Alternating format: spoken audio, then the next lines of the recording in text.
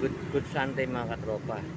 Medyo bad Sunday. Kasamahan ko dito, naipit siya. Dito yan naipit sa likuran. Ngayon ginawa ko, medyo nakasayad to. Inalis ko muna. Tapos inadjust ko dito, niluwagan ko. Kasi parang naipit sa unahan dito sa may brake lever. Kasi na kayo, medyo may ngayon. Sa tabing kali tayo di sa Buendia. Ngayon, kailangan luwagan ko siya gamit yung Allen wrench. Medyo mahirap dahil hindi naka-angle tong Allen wrench Dapat medyo naka-L.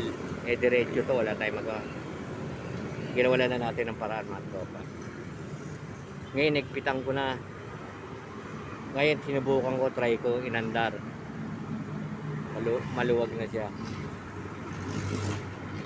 Kaya medyo kampante na yung kasama ko. Umuwi pa. Kinuha yung bag, naiwan.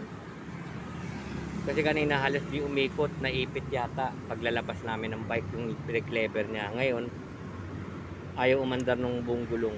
Ayun, na-adjust na natin mga katropa. Kaya okay na ulit siya. Ngayon, tinesting ko na. Ayos na siya. Hindi na siya maikpit. Dito na lang a-adjust tropa pag naano kayo. Yan lang gagalawin niya, wala nang iba.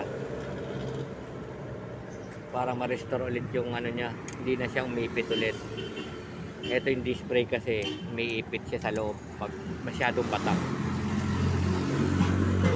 Paano yan katropa, naitip ko lang to sa inyo kung sakaling magkaroon kayo ng sira dito sa bike, maipit tandaan nyo, ito lang kung pipinpoint ko yan, adjust nyo lang yan using the Allen wrench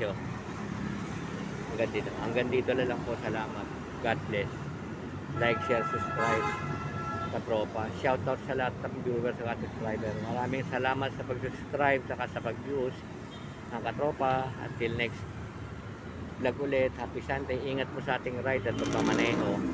God bless po tayong lahat. O wag po kalimutan magsimba, Sunday ngayon. Maraming salamat.